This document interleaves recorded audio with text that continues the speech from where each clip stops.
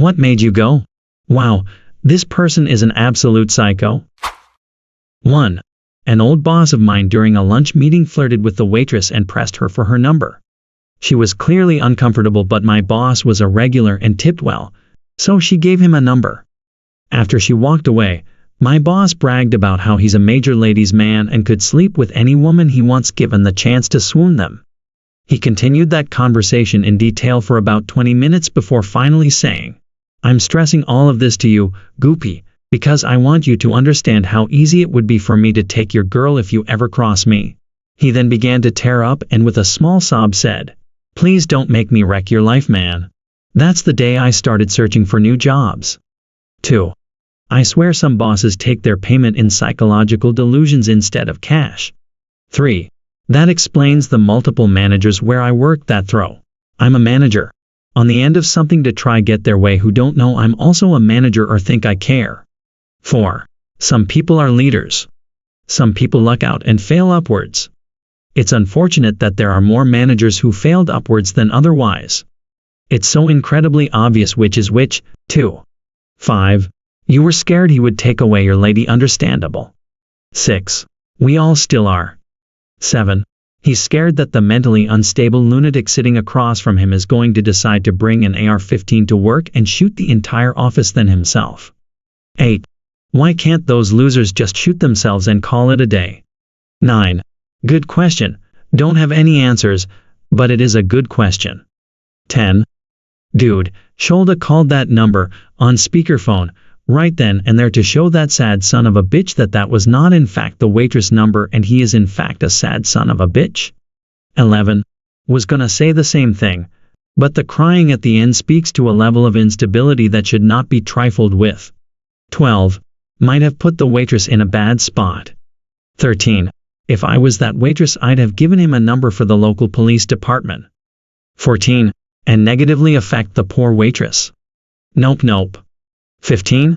When I hear guys talk about how they can sleep with any woman they want, I immediately think date rapist. Same with women who brag about how every man wants them or would cheat with them. The type at a bar to ignore obvious signs of disinterest and try to get you to drink more than linger nearby like a predatory animal and wait till you're at the point where you're stumbling and incoherent to try to lead you away from the group. 16. While this post blew up a bit, but I was hoping for that so I get to read all day for Christmas. Yeah, not only is that disgusting, I'd be freaking the hell out in my seat. It's funny though, I made this post just based off the concerns of my boss's ethics, nothing like that though, I don't think he's on this level. That I know of. 17. See, this is why you should be allowed to beat the shit out of a couple of people a year consequence free. This shit is just disrespectful and deserving of a beating. 18. Worked for a staging company that built truss grids for concerts. About 500 steel pins of the wrong size got sent to us. These things were about £1 each with a pointed tip. One of the techs filled a big gulp cup with them and kept it in the center console of his car to throw them at other vehicles if they pissed him off. At highway speeds they easily could have been lethal. 19. The thing that makes this extra psychotic for me is that it isn't just a reckless action in a fit of rage. Most of us have probably done something stupid when blinded by rage, and most of us probably regret it soon after. No, for this, he actually planned ahead and prepared for potentially killing random strangers. Even in a calm state of mind, he sees his violent rage as expected and justified, and he plans ahead for it. He sees inanimate objects and thinks, "Oh, these will come in handy for my future rage-filled violent attacks on strangers." Absolutely fucking mental. 20. I knew someone at work who was very narcissistic and he claimed to have a box filled with something in his car that could instantly give someone a flat tire. 21. Those pins would be lethal. 22. After I wrote this I did the math. It's essentially a 7,000 grain bullet doing around 88ths. That works out to something like 126 feet-pounds of kinetic energy or 163 joules if it hits a stationary target head-on. Head injuries involving force as low as 135 joules are often fatal. So it's definitely in the ballpark. Mitigating factors such as the forward motion of the car it's being thrown from onto a following vehicle would make it less dangerous, but it's still pretty ugly. 23. Plus they're sabot-shaped. 24.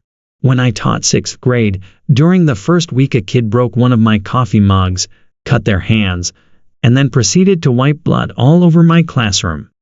Perhaps the scariest part was the other kids in the class seemed unfazed as I escorted them out of the room while admin tried to stop him.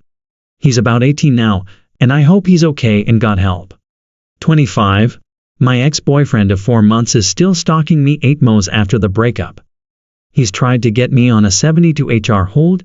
He's called my therapist's office. He came and hand-delivered a letter to my house, amongst other things. I had to file a harassment complaint with the sheriff which made him back off in some aspects, but he's still pretty active in trying to get my info etc. online. And I don't have enough for a restraining order, so I just have to deal with it. All of this after what I thought was an amicable breakup. I'm still dealing with him trying to Facebook friend the most fringe people in my life, such as my massage therapist, because all of my actual friends know better than to talk to him. Luckily, I've since moved and changed jobs, so he has no idea where I am. 26. You've met my ex.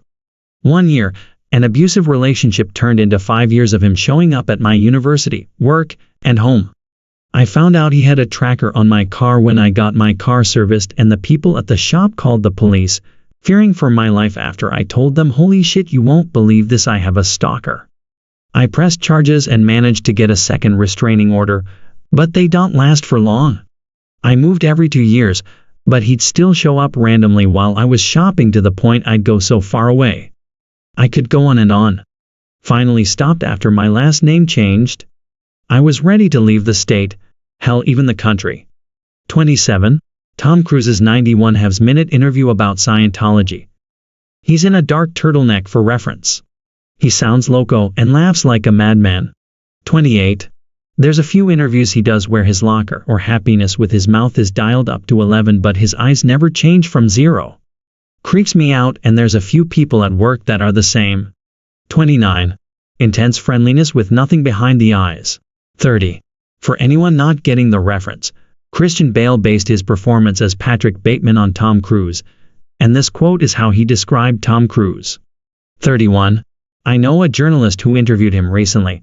She said he was super polite and genial, but she didn't notice him blink the entire time he was in the room. 32.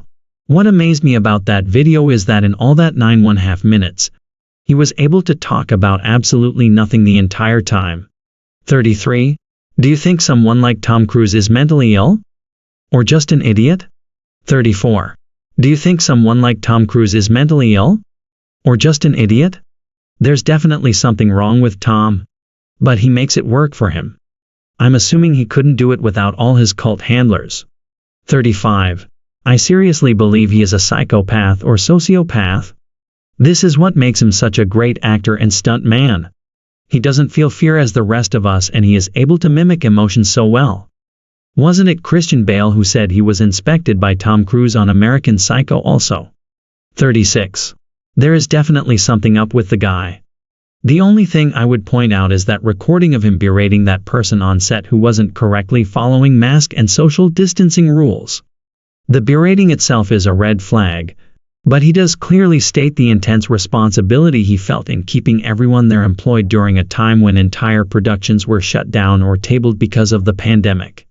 I'm sure the guy is a narcissist, and there definitely seems to be other pieces missing from his social emotional repertoire, but he does care about others at least sometimes. 37. That's less a matter of him caring, and more a matter of not wanting the film production to grind to a halt when someone gets sick or the insurance for the film finds out their rules for ensuring production during COVID aren't being followed and yoink coverage. 38. Yes, I agree.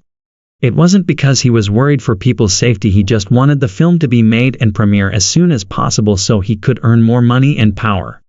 39. Or psychotic? 40. My vote is for delusional psychopath. 41. My ex-BF bit his own arm till he was bleeding mid-argument talking about, "You made me do this." No sir, I was just trying to get my point across, then you decided to do that. 42. That's wild to bite yourself and then immediately blame someone else for it. Talk about lack of impulse control. 43. If that's poor impulse control? Obviously don't know this guy, but I've met people who do this to guilt trip you into anything that they want. My father smashed a vase on his head when my mom spoke about divorce. 44. Better his head than hers, I suppose. 45.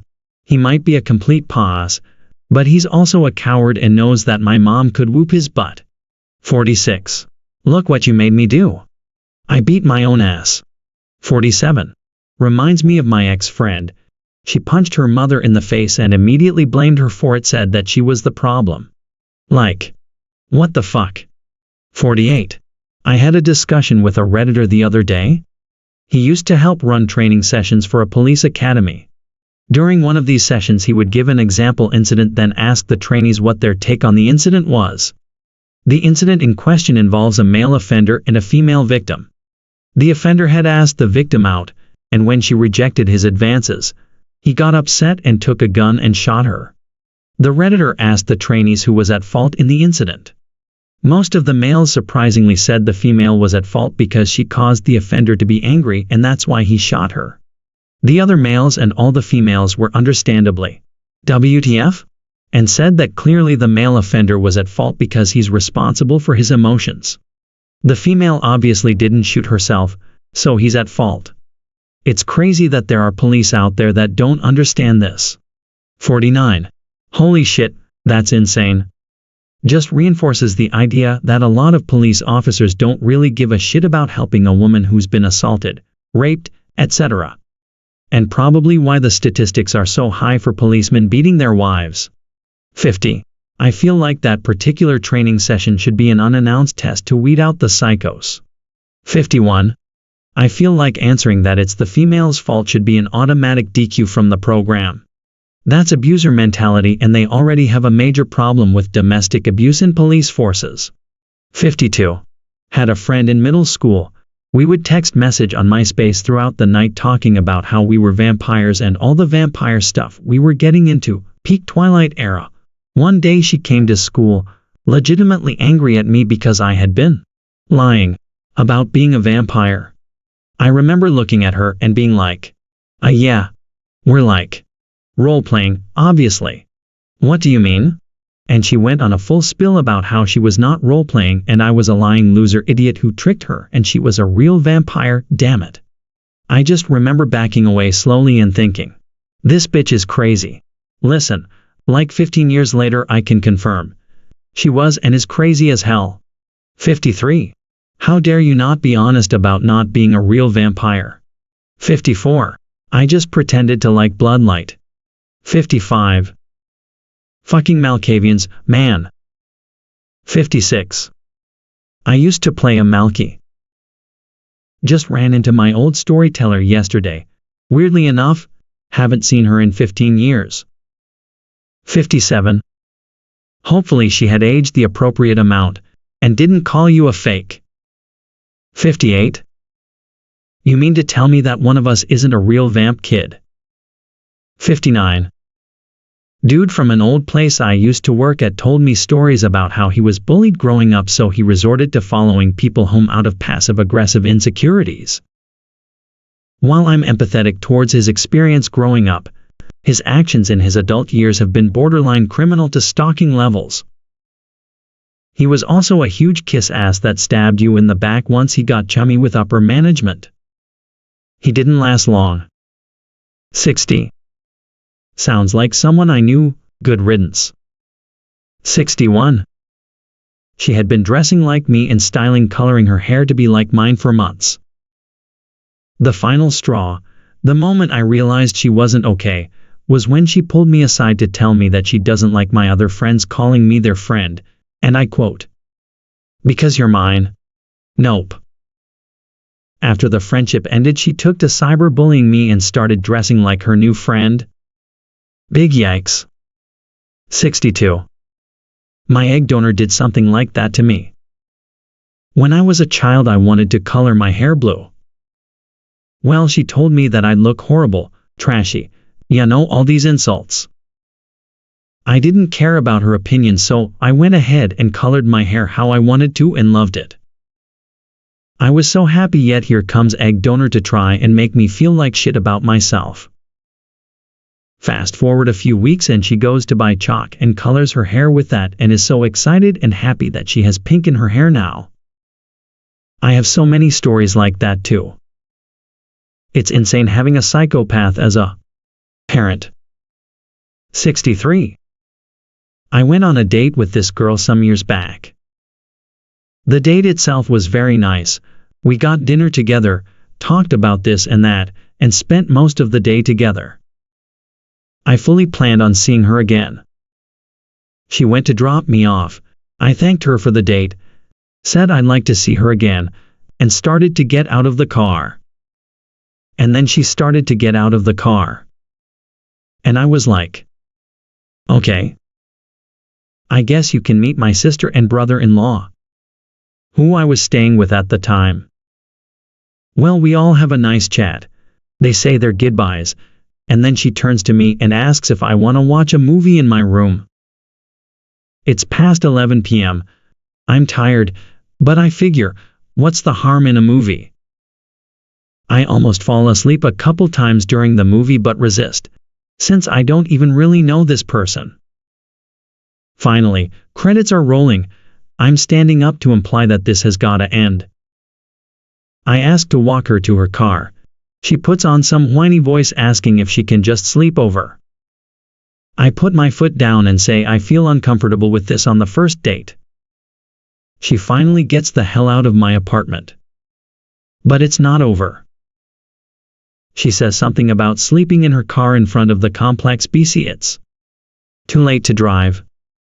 Then fucking leave earlier. But I say that I'd rather know she gets home safe. She drives off. I try to go to sleep.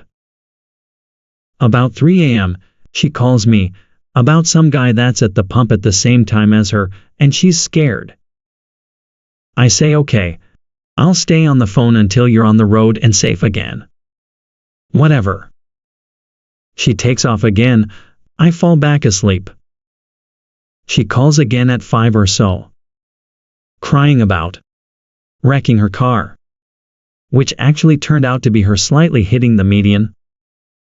I even hear some trucker asking her to just get the hell off the road. I'm so fed up at this point and I've lost all interest, but I talk her through getting back in the car and finishing the trip. The next day she tells me how excited her dad is about finally making a friend, and that meeting me is keeping her from killing herself, and all kinds of wackadoodle shit like that. At that point I just blocked her. No idea where she is now, but as long as she's not in my life, that's fine. 64. Damn, you dodged a bullet. 65. No, he dodged a fucking tactical nuke. 67. I was on the edge of my seat this entire read. D must have been crazy annoying to experience though. 68. Wow, did you ever watch Play Misty for Me? Your date reminds me of that movie. Creepy. 69. While the first half I'm like, she's just horny. The second half, if sex was involved, you were getting trapped, my guy. 70. I had a customer who knew that her entire family had been replaced by actors. Those had gone through extensive surgery and training to mimic their body language, way of speaking and such, while all memories of the relative they replaced had been transferred to them with a chip in the arm. She told me she was a nurse and had witnessed this in other cases. It's really crazy. This actor lives in the house of your relative, looks like him, speaks like him, knows everything that happened 20 years ago. But this isn't your relative. She was 100% convinced of this, not the smallest doubt. Her main concern was what happened to her real family. Only years later I learnt this is called Capgras delusion. I hope she got help, and that she could reunite with her family. 71. My now former next-door neighbor has Capgras syndrome, but for furniture and other household objects. He accused me of hacking his security cameras because he couldn't see who was swapping them out for identical-looking but inferior copies. Also, I was clearly working with the drug dealers who were sneaking into his basement or climbing onto his roof. 72. A former tenant in my dad's building was convinced there was a homeless man living in the attic above her unit. But that was actually her only noticeable delusion. She was otherwise a really nice lady. She had Lewy body dementia, brought on, most likely, by her doctor prescribing fentanyl patches after a surgery. Apparently, fentanyl and other anesthetics can cause patients with dementia to experience drastic cognitive decline, often leading to hallucinations and delusions. 73.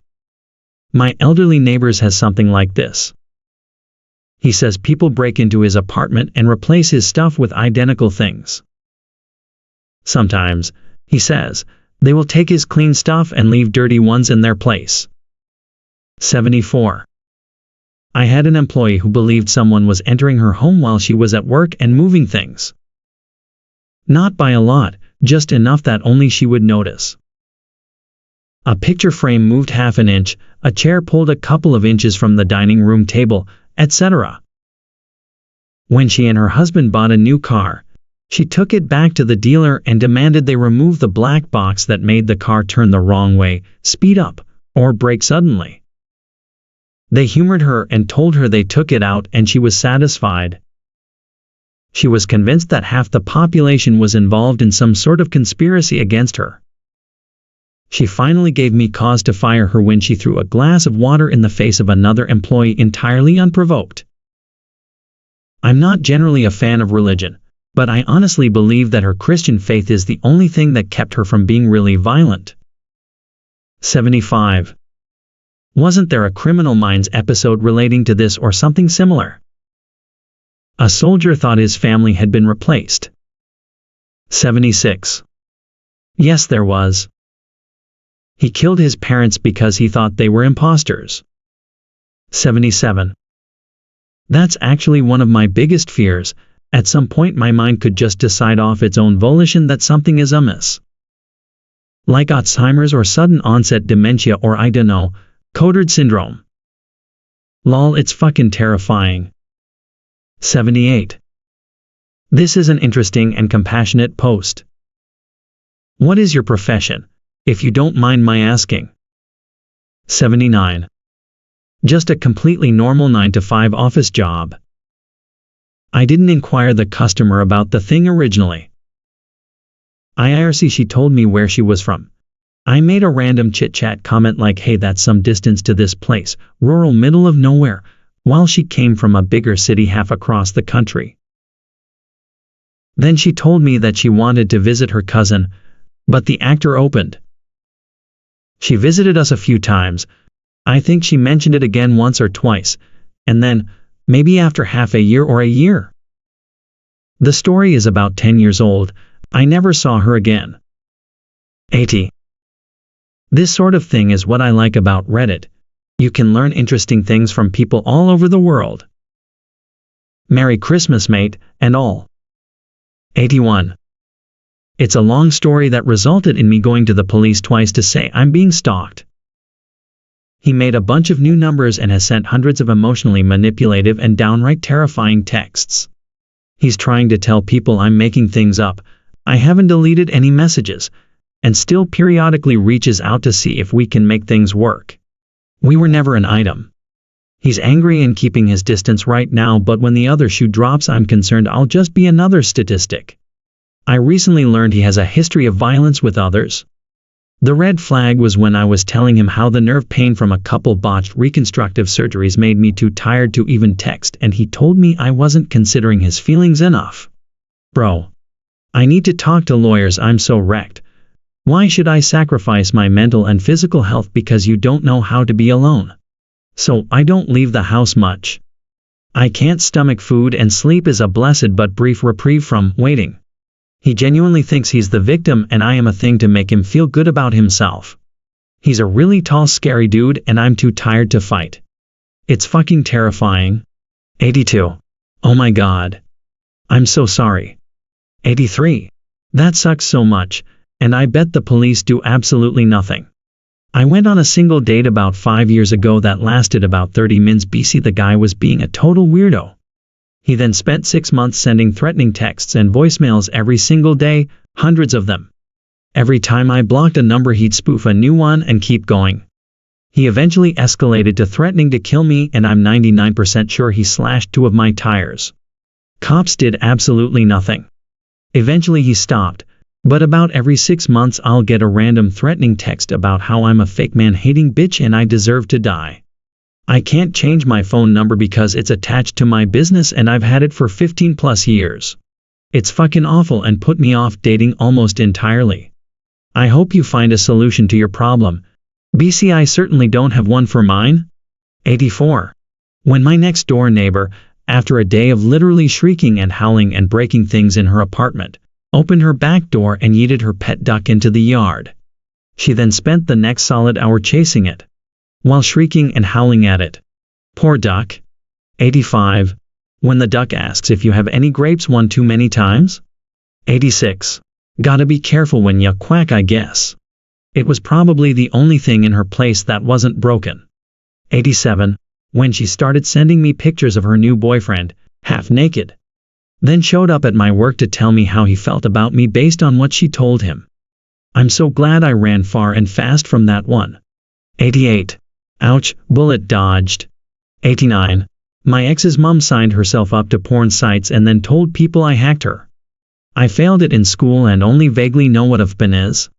There's no way I'm hacking anyone, but the fact that she was willing to ruin her own email to make me look bad is pretty psycho. 90. I asked a coworker if I had bedhead one day. About an hour later she stormed, angrily, into a class I was teaching and ordered me out. I said I'd see her once the class was finished. Once we met, we had one of the most baffling, extremely touchy chats ever, about how I knew what I was doing, asking that. I didn't know what she was on about. She was literally spitting with anger.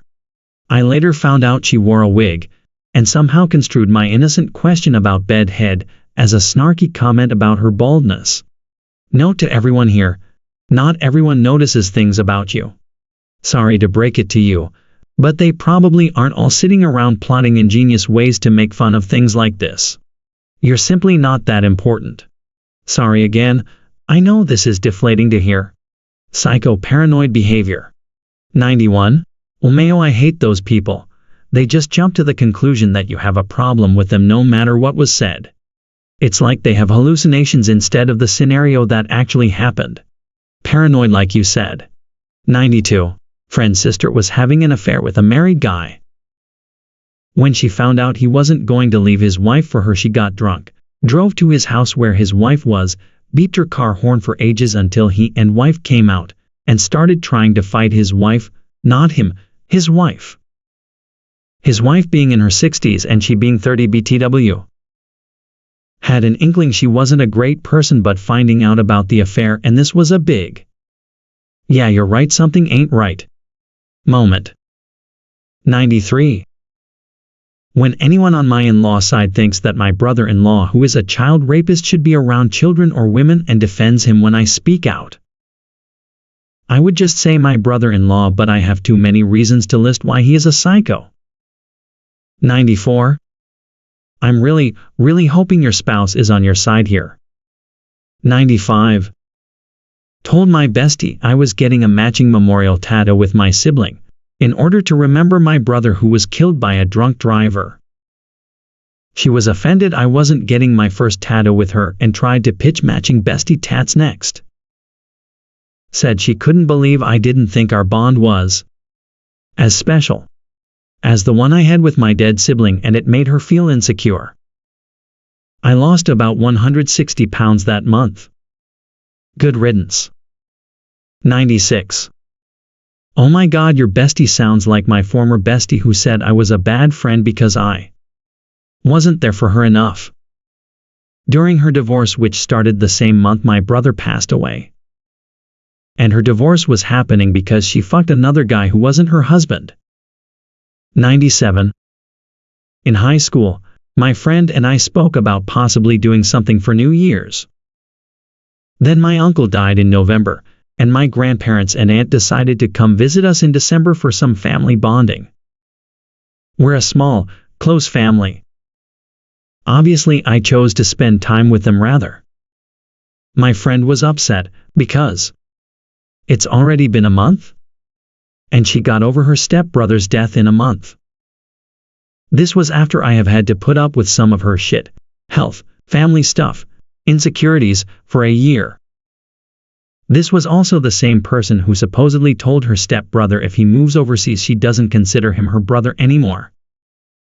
Then she couldn't understand why I wasn't talking to her. 98. Knew a kid who was known for being physically violent no matter what emotion. Laughing their butt off. They'd punch your arm. Sad, and you try to comfort them. They'd pinch you so hard it'd take a chunk out of your hand. Angry? Well, I think you get the point. What really got me though is when one day them and our friends were all joking around about something, having a good time, when suddenly, seemingly out of nowhere, they lift their heavy book up and slammed it on top of our friend's head, causing him to slam into the lockers behind him. Everyone stared in shock and then awkwardly laughed it off. That's when I realized I'd had enough of them. I was sad none of my friends ever stood up for themselves. All it took was one time I got physical back with that kid and they never laid another hand on me again, nor could they even look in my direction. Yet none of my friends wanted to be that guy. So they let that stuff go on for years until eventually the group just kind of went their separate ways. 99. I work in surgery and I watched one of the orthos shove his dripping wet hands into his surgical gloves without drying them. You could see the wetness through the glove before he put the second pair on. Absolute madman, not to be messed with. 100. Recently had a housemate who started going on about how COVID was a whole conspiracy for governments to keep track of everyone and somehow control them. He was telling me how he watched some video that showed someone looking at a drop of their blood under a microscope, then putting a small amount of vaccine into it and suddenly seeing the blood cells rearrange themselves to form nanomachines, which then started transmitting Bluetooth signals, and this is how they're tracking you. To test my theory of his insanity, I then asked him if he thought the world was flat. Fast forward another half hour of ranting about NASA conspiracies, and safe to say he is not my housemate anymore. 101. I had a girl roommate that made me think that lol. I lived in a condo with two other girls. When she and the other girl first moved in, like within the first month sometime, we were all eating dinner together and were talking about funny psycho Tinder dates we had and would show who they were, etc. I was telling one about a guy that was fucking crazy, obsessed with me, stalked me for 6 months. And literally how he made me feel so unsafe and would show up to my house. The next week I leave for a week to Boston, and come home from the airport and walk into my house to see the guy who is my psycho Tinder date story sitting on my couch in pajamas with my fucking roommate. I remember my stomach dropped out of like fear. Like, what the actual fuck are you doing in my house? Turns out when I left to Boston, one of my psycho-ass roommates found this fucker on fucking Facebook and hit him up to come over. My roommate and I are gens, so hitting up someone on FB as a gens in 2022 is weird as fuck. Turns out my psycho-ass roommate was fucking my psychopath stalker Tinder date at my house. He stayed for the whole week I was gone. Like, WTF was wrong with my roommate? She heard me tell that fucking story. Fucked up in the fucking brain. I remember thinking like, what are you going to do next, MF? Collect my hair and make a wig out of it? I was so uneasy and was stuck with this whack-ass girl as a roommate for a whole goddamn year. MF psychopath. 102. They didn't like Mr. Rogers, like they actively disliked him. 103. I worked with someone who really disliked Julie Andrews. She didn't know her, just hated her. Who doesn't like Julie Andrews? 104. My husband and I have a little inside joke with Julie Andrews. He used to work at Bed Bath & Beyond for his first job as a teenager. One day someone called looking for a specific pillow that they didn't have. The person got furious hearing no and says, "This pillow is for Julie Andrews, you have to find it for her. You have to find it for Julie Andrews." He humors the guy a little more on the phone and says, "Well, I can't make it magically appear even for Mary Poppins. You're going to have to try another store." So every once in a while when I'm trying to get him to do something that seems impossible. What if it was for Julie Andrews, do you hear me? I said Julie Andrews. Dig deeper and push through. Get it done for Julie Andrews. It always gets a laugh. So whenever I hear someone doesn't like her, I assume they probably had this assistant on the phone threatening to get the employee fired for inconveniencing them.